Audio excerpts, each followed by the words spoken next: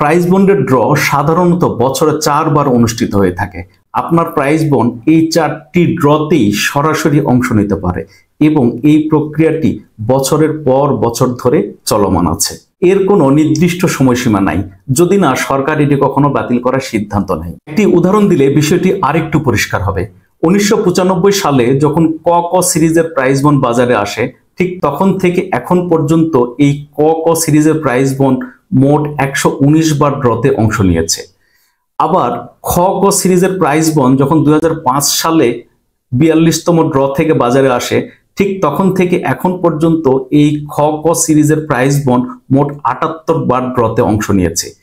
এর মানে হলো যে সিরিজের প্রাইজ বন্ড যখন থেকে বাজারে আসে, ঠিক তখন থেকে নিয়মিতভাবে এটি পরবর্তী সকল ড্রতেই অংশগ্রহণ করতে থাকে। যারা প্রাইজ বন্ডের সময়সীমা নিয়ে প্রশ্ন করেন তাদের জন্য শেষ কথা হলো 1995 সাল থেকে 100 টাকা সমমূল্যের প্রাইজ বন্ড চালু হওয়ার পর থেকে তা এখন পর্যন্ত বহাল আছে।